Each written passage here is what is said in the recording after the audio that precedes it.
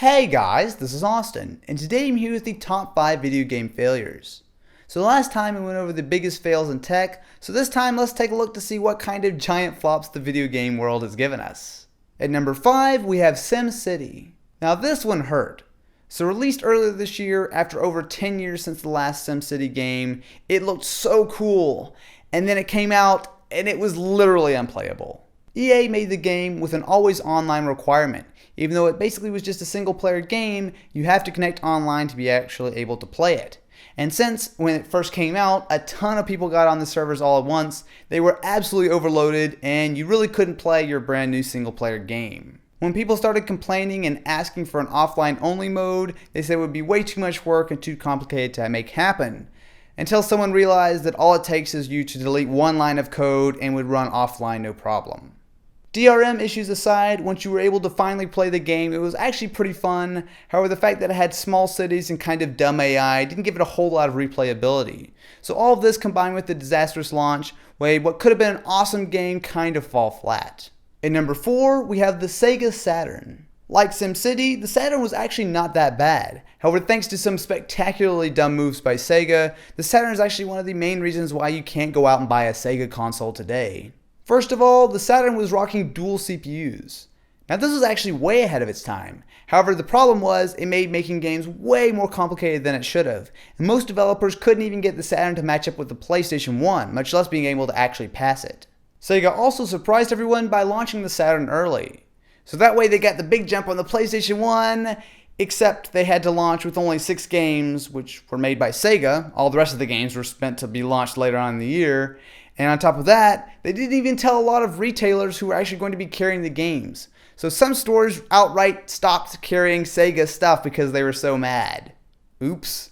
To make things even worse, barely 2 years after the Saturn was released, Sega already announced a next generation console, being the Dreamcast, which pretty much immediately put the short-lived Sega Saturn to rest. At number 3, we have Duke Nukem Forever.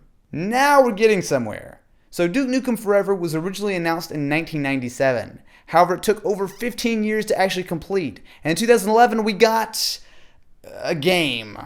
The gameplay was clunky and boring, and a lot of the story went past being the awesome over-the-top Duke Nukem that everyone loved, into being just weird and cringeworthy.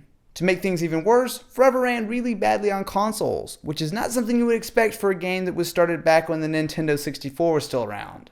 For a game that was as hyped as Duke Nukem Forever to finally show up after years and years as something that was both buggy and not even all that fun, yeah. At number 2, we have Superman 64. Now we go from a huge disappointment to a huge laugh, as Superman 64 is widely known as one of the worst video games of all time. There's really not much nice I can say about the game.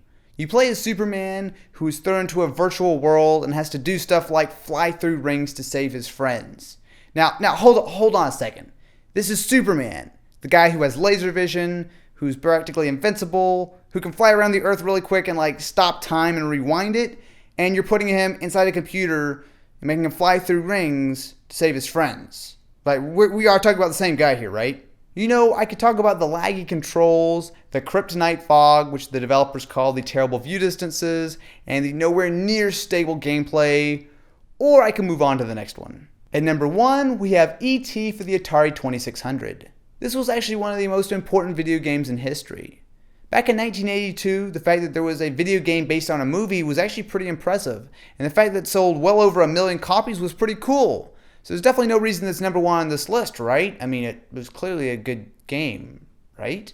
First of all, the game was completed in only 5.5 weeks by 2 guys, which was ridiculously short even by 1982 standards.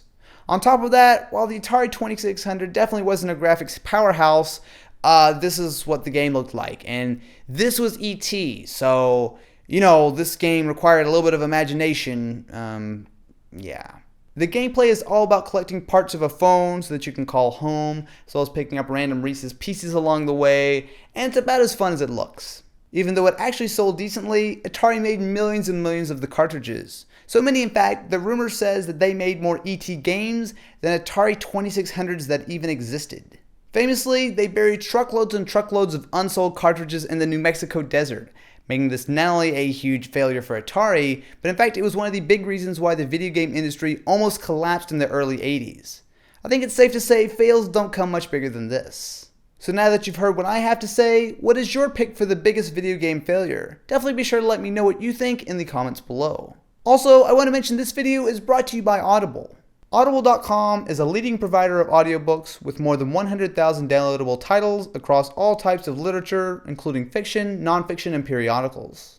You guys probably know that I really love to read, so I've always got an audiobook loaded up on my phone or on my iPad so I can always listen to something while I'm in the car or about to go to bed. Lately, I've been listening to I Am Legend by Richard Matheson, which is not only a fantastic book, but in my opinion even better than the movie. If you guys haven't tried Audible yet, all you need to do is go to audible.com/Austin to download this book or any book for free when you try Audible. It's an awesome service, I use it all the time, so definitely be sure to go to audible.com/Austin and give it a shot.